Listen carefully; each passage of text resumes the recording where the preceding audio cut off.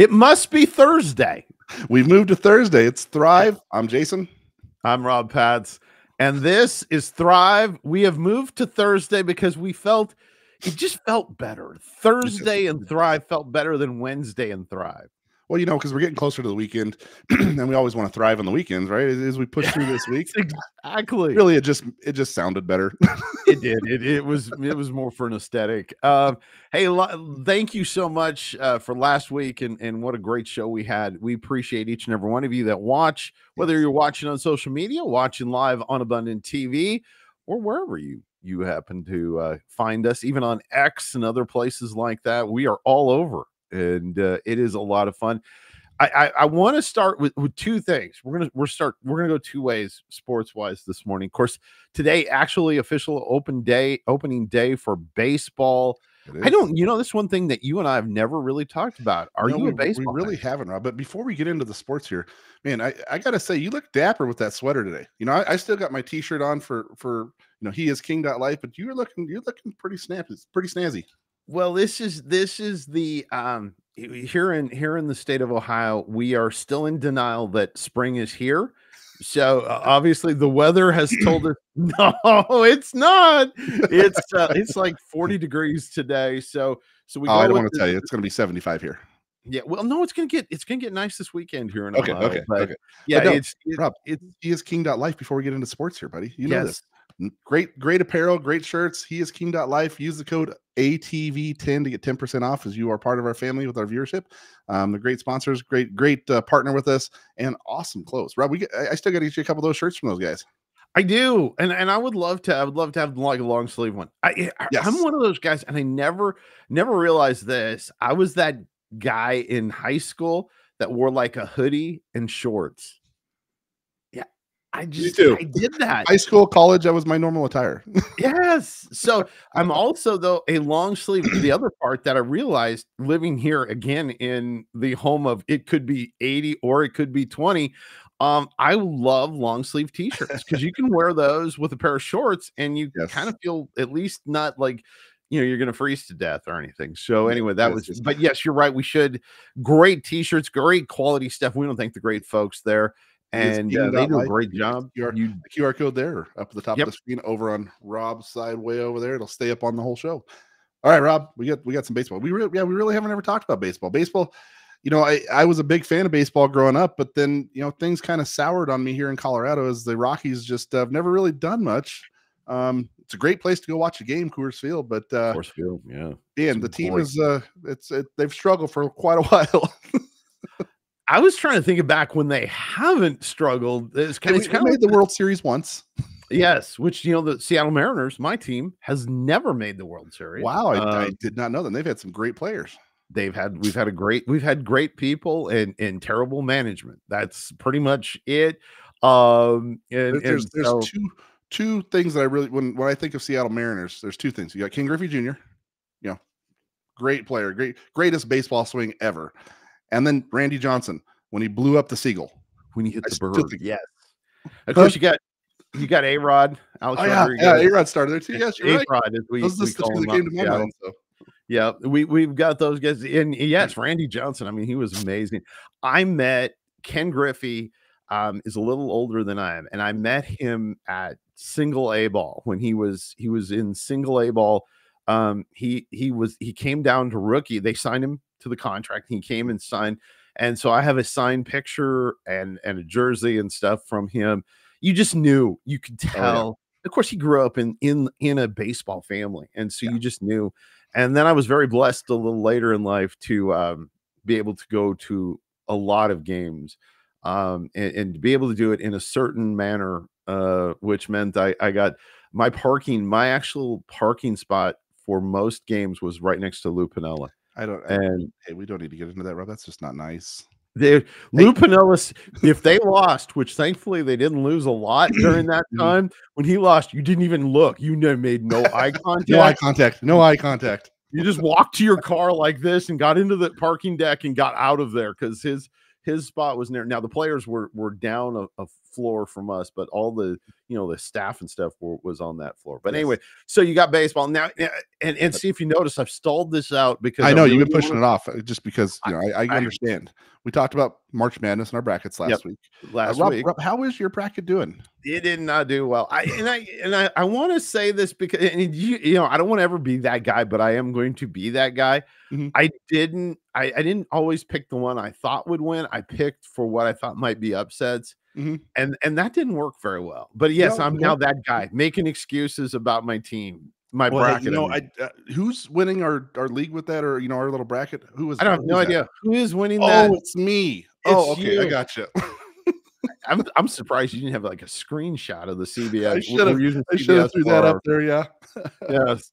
But I But was yeah, ahead I have for 12 of most the. of the day one, Mhm. because I did pick Creighton, which Jason did not, I did which I not.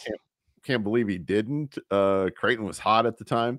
Mhm. But yeah, the rest of it, and I did part of it. The part because there are certain teams I dislike, so I pick I'm with you. against Yeah, them a little biased. whether I would. So there were a couple teams there I didn't pick. Man, the team that I picked against, and I should have known better because my radio station is in Alabama. Is Alabama? Yeah, Those guys look legit. they look real good. They look Watch real good, part of the Rob. game. My They my got team Duke. still my team to win it all is still Duke. As we talked last week on that. But Rob, out of the 16 teams in the Sweet 16, I have 12 of them still rolling. That's awesome. Best I've I ever don't. done. I'm not gonna lie. I think I've got like 8, and of course I picked Florida to win it all because I just felt different. Mhm. Like we talked about last week. Can you cheer for a Blue Devil? I just don't know. I know, I'm right? just I know. not I sure I get it. can. I get it. But they're a great team, aren't they? I don't know. Does that mean he can't find air? Is that why he's blue? I don't Oh, know. see, And you got to go there. is the oxygen gone for the devil or Which, what? hey, I don't. Hey, speak there for you this, Rob. go. We still need a sponsor for razors. I'm just saying. Yes, we Right here, do. Hey, Harry's I'm in. razors. This is my new look for Thursdays. I've decided to stop shaving on Tuesday and just and I think it's partially lazy. I think that's part of it. I'm not totally sure. Mhm. Hey, I'm excited about our first guest Oh today. man, Rob. Today we're gonna talk to a worship pastor. We're gonna do it like a church service here. We got a worship pastor and then we got a bishop. Yes, It's gonna be amazing, Rob. it is. Maybe we can get saved by the end of it. You never know. Yes, yes, Um, yes. My wife found this first guy. I got to be honest with you. I don't know a huge amount about him, but Mhm. my wife found him, and she is. You always listen to your wife. That's my Oh yeah. big thing. Is you listen to your wife, and she saw this guy and went, "You got to have him on the show." Yes. So I reached out. I think she actually tagged me in a post that he had done. So we want to welcome this fine gentleman there he is, to the show, and he's a singer. Mhm. And I believe you're a songwriter too, aren't you? Yes, sir. Okay, I'm gonna let Jason do the introduction because he does that so much better than I do. Well, hey, Kevin, great to have you on the show. Kevin Christopher here. He's a faith-driven singer-songwriter whose music blends soul, storytelling, and worship with influence from songs Oh, are I got helping people draw closer to the Creator. He's a husband and father of 6 and a man on a mission to glorify God through music. Welcome to the show, Kevin. Oh, thank you. What an introduction. Wow, See? I got to live up to something here. Thank you, guys. Exactly, brother. Like we talked about, doing some worship at the beginning, and we'll get onto the bishop. But man, I have been stuck on your song that you sent over to us, "The Well." This song is incredible. Tell us about yourself before we get into the song. Like, how did you get into music? It's just been a lifelong thing. Like, because I Yeah, love music. I have been singing, I mean, I guess from the womb, but I say age 8. I've been in competitive jazz groups Wow. all through high school and college. Then I turned into a community and professional theater actor. So I did lots and lots of musicals. I played Shrek. I was green like 6 months after the show was completed. Just dyed skin. About that. And then I got into the wonderful world of just being a worship leader. And that has been my greatest gift. And that has propelled me into writing my own songs. So yeah, here I am. That is incredible. Like I said, the song that you sent over, "The Well," now you Yeah. just kind of released this thing. Yeah. Man, this is amazing. And just the storytelling aspect of it, the words that you brought into there. How did this come about? Wow. I'm going to start about a year ago. You know, when you get to a certain age, you feel that maybe the dreams that you once had were maybe unattainable, or they're just kind of something that has passed you by. Mhm. But about a year ago, I just started betting on myself. I started running towards getting a little bit older than running away from it. And Love it. so one of those things was really trying to go for a career in worship. And I had a lot of fun things that happened throughout the year. I lost 70 pounds, which Wow. was pretty amazing. Yeah. Me and my wife rededicated to reading the Bible every day. Mhm. We read the whole Bible last year, and we're on, I think, day 95 or something. And now we've Yep. included 2 of our kids doing it this year. That is amazing. So it's just really drawn our family closer. And Mhm. then also, doing this career as a singer-songwriter. Mhm. And this song came from actually just sitting down at a sermon, and our lead pastor just innocently said something about the woman at the well and moved on to another point. And I just started writing, and then I started writing. And I got writing so much that my wife was distracted and was like, "What are you writing about? He's not even talking." And in that sermon, in 15 minutes, I wrote The Well. Mhm. I not only wrote it, but I visualized how it would look in a music video. I visualized instrumentally how it would sound. It was just like God poured into me in that Holy moment. Spirit And download. it was like, this is the song that you need to give out.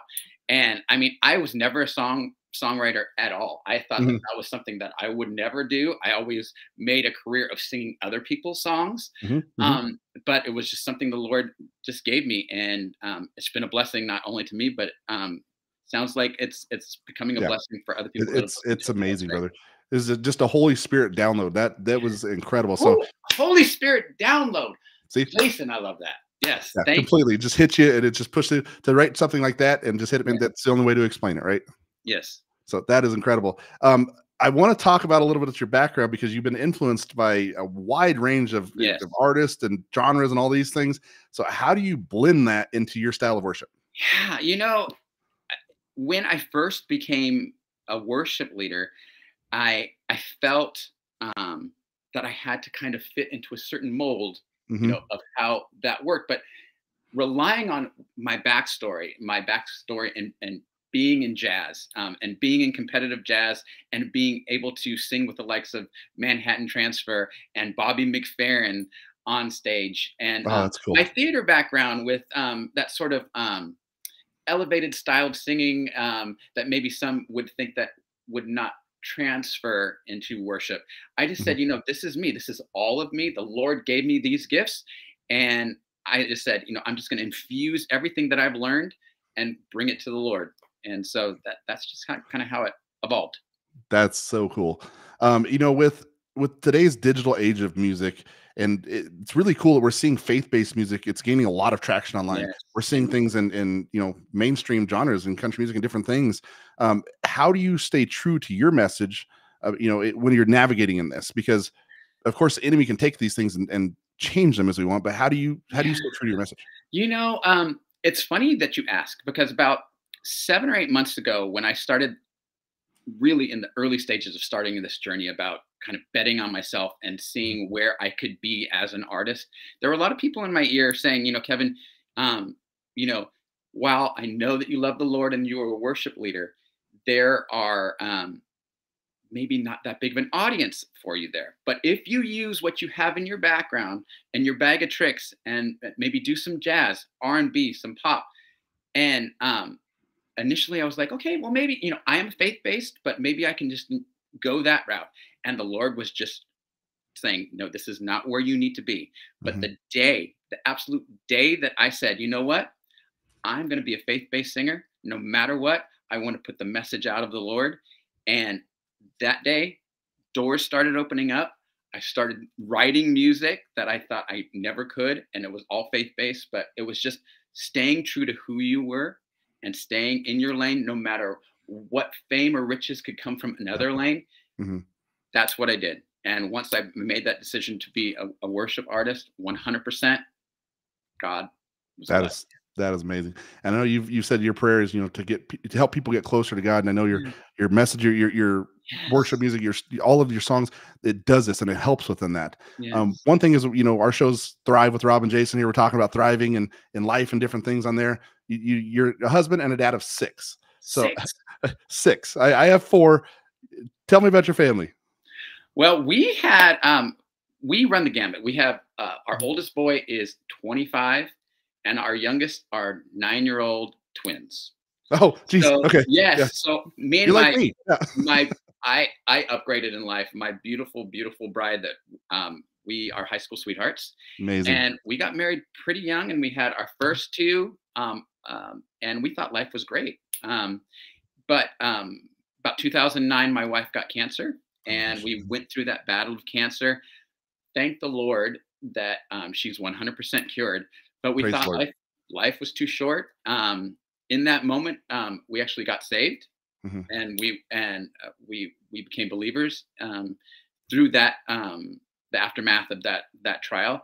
And we said, hey, what's one more? We're too young, life is too short. So we had 1, and then we of course said, well, that one needs a friend, just like the other 2 had a friend. So that was 4. And then God was so funny that he just put a period, exclamation point on everything, and gave us twins at the end. So, God's humor, right? Yeah. So I mean, by the time that my youngest children are of age, me and my wife will probably be in diapers. But I'm with you. I have a 20-year-old and I have a 5-year-old. So yes. Okay, so you feel my pain, Jason. I do. Yes. Well, our audience. I put up the QR code here where you guys can find Kevin. It's his website. You can check out his music. Check everything out on here. Yeah, right there. Rob's actually he's moving away from it. That's amazing. And that's you can connect with my song, where you can stream the song, stream the music video, which is amazing. You can see my website. We also have another website called mywellstory.org, where the conversation doesn't stop. Oh, that's amazing. I didn't see that one. Where people can pray, have a sense of fellowship with one another, and there's biblical vetted places that they can get help and counseling. So amazing. It's great. Well, thank you so much for being on the show, Kevin. Thank you guys. Rob, Kevin is amazing here. As you heard the story here, you got to hear this song, The Well. I have. I've heard it multiple times. It's amazing. The story, the way he wrote it, Holy Spirit download. Totally, and it'll be on the network this weekend. You'll be able to see it throughout the weekend, and we're super excited for Kevin. This next gentleman, I love this. I love his story. I'm super excited to have this gentleman with us. I didn't know a lot about his ministry until his team reached out to us, and we are super excited to have him here with us.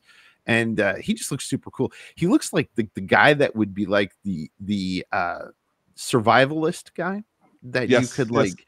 You know that if the world ended, I want him on my side. Find the bishop, and he would take care of me. Yes. Well, hey, Rob, our next guest is Bishop Daniel, president of GFA World and Bishop of the Believers Eastern Church. He leads one of the most impactful global mission improvements today, supporting national missionaries and overseeing powerful compassion projects like the new hospital GFA is building in Rwanda. Please welcome Bishop Daniel. Bishop Daniel, thank you for being on the show. Well, it's good to be here. Thank you so much. I don't know if I can save you from the end of the world, but I can cook a good cup of chai. I can help with that. That's what I can do. Hey, you can save us from the end of the world. You can preach us the gospel like we talked about. We got a worship. Yes. We got you on here, right? So yes. So I've got a question to ask Bishop. What got you involved in helping missionaries? Where was that moment for you that you went, this is something I want to do? Well, I mean, my story is my father and mother were the founders of the ministry. Over 40 years ago. It started with a small prayer meeting in their living room. They would invite their friends over and say, would you just pray with us for God's direction? They put the maps of different countries out and just begin praying. Both my parents had been involved in missions for many years. My dad from the age of 16. He just recently departed to be with the Lord about a year ago. And so that's now I've stepped into the presidency. But so I grew up in the ministry. I grew up on the mission field. I've kind of grown up in 2 different cultures at the same time. It's given me a very interesting perspective. I understand the East. I understand the West. But from a very young age, I knew that God was calling me also to serve in ministry along with GFA World. And of course, God is very faithful to slowly lead us and not to kind of throw everything at us at the same time. If he does that, usually it scares us away. And so he kind of tricks us into things, but it is a joy and a privilege for me to be able to have grown up on the mission field, but also to be here to see GFA really be the bridge between the church and the West, seeing the Great Commission fulfilled all around the world. That's incredible. That's incredible. Here's the QR code for the GFA, which you guys can check this out. Check out Bishop Daniel. This hospital project is incredible. I'd love for you to talk about that. Tell us about that whole, what you guys are doing in Rwanda, the impact that you want to have in the local community, all those things, because this is incredible. Yeah, through our ministry for 40 years, primarily we focused on 4 different areas. One is national missionaries, people from their own country who know the language, like the bugs, like the climate, like the food, can easily connect with people, helping children to have a future through our child sponsorship program, community transformation. So different things that we do within the community to uplift the community, but also see people come to Christ. And then disaster relief, tsunamis, earthquakes, things that just seem to happen every year. And so those are kind of the 4 primary areas that we serve in. But the medical missions has always been something that we've been part of for 40 years. Medical camps. We have our hospital in Asia, and we have thousands and thousands of patients that come through there, giving us opportunities to share Christ's love. But the Lord has opened the door for us in Rwanda to build a second hospital. And the purpose of this hospital in the medical college is to be a bridge to reach all of Africa. I mean, we're already talking about going into about 11 other countries. Rwanda does actually have hospitals, but people wait 6 months to 7 months just for an MRI. But the purpose of this is to provide opportunities for us to be able to train people to go into all of Africa to bring Christ's love. And so the hospital project is underway. We have a little bit still to go, but this is an exciting opportunity. Over 1 billion people in Africa, many of them have never heard about Christ even one time. And, I remember traveling on the mission field, and you stop in a village and you ask someone, hey, do you know Jesus Christ? And they literally will respond something like this: listen, I've lived here my whole life. My friends are here. My family's here. Your friend Jesus is not here. Check the next village down this road. Maybe you'll find your friend Jesus. They literally have no idea. And so GFA World's heart and passion is to bring the gospel of Christ to places that literally have never heard, see churches established and people established in the faith. This is our heart and our passion. Yeah, the Great Commission. That is incredible. One story in particular that, in talking with you and talking with your team and things that I want to talk to you about and ask about is you did share an incredible story about a baby girl named Saida. Please don't, I might butcher that, I apologize. But can you tell us more about that and how it reflects GFA's mission? Because that was incredible. There's lots of children's stories that we have. I think Zion is one. The one that kind of really impacted me is little Naboon. Little Naboon was part of our child sponsorship efforts in a community, and he was hearing about the stories of Christ healing the blind man and raising the leper, healing the leper and raising the lame man. And so he would go home and tell these stories to his dad. And so his dad showed up one day, knocked on the door of our missionary's house, and said, "Excuse me, do you have a Dr. Jesus here?" And our missionary said, What are you talking about, Dr. Jesus? Like, well, my son keeps talking about Dr. Jesus healing the blind man and healing the leper and healing the lame man. And he's like, my wife is really sick at home. Could you please send Dr. Jesus to my home? And you're talking way out in the really remote areas where, you can go 400 miles and not see a clinic. This is way, way out. This is how the mission field really is.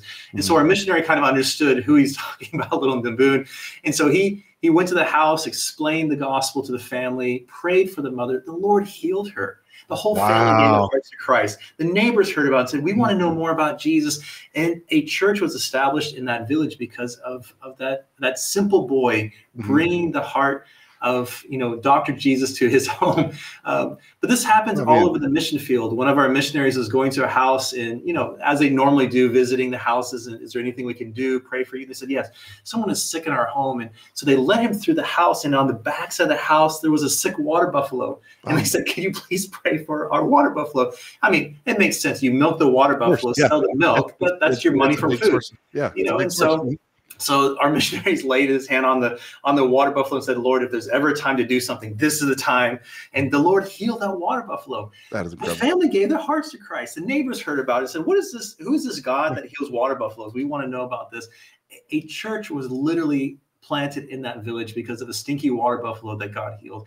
This is happening all over the mission field. Book of Acts is alive. It is active. God is doing his work. And we are so excited to be part of what God is doing, seeing literally tens of thousands of people, men, women, and children, lives changed and communities established in Christ. Man, the miracles are still happening today. God is still alive. He is ever present here. This is so cool that you are boots on the ground with what you guys do, being able to see this work and being able to see these miracles, and they need to be spread. Like you said, these things are showing that the gospel is real, and people are coming to Christ because of this. That is amazing. I want you to say something to our audience here about why is sponsoring national missionaries such a powerful and strategic way for people to support the Great Commission? Yeah, I think a couple of things. Whenever I get a chance to speak at a church or talk to people, there's three very specific things that I encourage people to think about missions, because people think about missions as something for missionaries and pastors, kind of like far away, and where they have the old like pith helmet, boiling the soup, type of mentality. But practically, what I would encourage people is get this book. It's Revolution World Missions. If they head off to the link and just search for a free book, you can get this book. It's the story of missions. But the power of national missionaries is this. About 80% of the countries in parts like the 1040 window. So when you look at a map and you have the latitude 10 and 40, it kind of is a rectangular block that shows the most unreached areas in the entire world. But about 80% of those nations are closed for outsiders to come in as missionaries. You can go as a doctor, a teacher, a business person, and do ministry on the side, but you can't go in as a missionary. But the question is this: how can these people hear about Christ? What's the most effective way? If it's for you to go, great. But a lot of times it's raising up national missionaries, people from their own country who love their people, who know the language, who live at the level of the people. They just need prayer and support to come alongside of them. In a sense, we proxy with them. We become part of their ministry. So national missionaries is one of the most effective and fastest ways to see the gospel spread in many of these nations. And so our part is this: we can stand with them in prayer and support. We can be praying for them. We can enable them to be able to go and bring the gospel to places that we can't even go to. And so the Great Commission can be part of our daily life, not just something far, far away. That is incredible. And our audience, they're great with prayer. They're great with giving. They're great with all of these things. So guys, pray for Bishop Daniel, pray for GFA, pray for everything that they're doing in the missionary field. This is some incredible stuff, Rob. I love the story about the water buffalo. I got to be honest with you. If that doesn't make you excited as a Christian, nothing will. I'm like pumped. I think that's incredible. Thank you so much, Bishop, for what you're doing. And missionary work is incredible. Incredible. Your ministry is incredible in what you're doing. Thank you so much. Thanks for being on the show, Bishop. It is another great day. Why does it go by so fast? It just goes by way too fast, my friend. It does, Rob. Every week that we do this, we have so much fun. The guests that we get to talk with and go over what their stories are and how they're working, in the missionary fields and with God. It's incredible that we get to do this, Rob. It is, and to see the impact, and like he was talking about the 1040 window and so much. I remember as a kid praying for the 1040 window in church. So just another incredible day. Good stuff going on. Hey, listen, if you have a prayer request or anything like that, always reach out to us here. We talk and have fun, but we also are very serious about how amazing God is, and how incredible he is to us and how real he is to Jason and I. And if you're watching and maybe you're going, I don't believe this stuff, or I've been searching and I want to know more about what it is to have a personal relationship with Jesus Christ, I want to encourage you. Reach out to us. Jason, I would love to talk to you. We would love to have a time. There's no judging, nothing like that. We want to talk. Just look at us. I mean, God loves us and we're major mess ups. And very true, Rob. Very true. And so just we appreciate you. And you know what? We appreciate everyone that watches every week. And we want you to go out and thrive.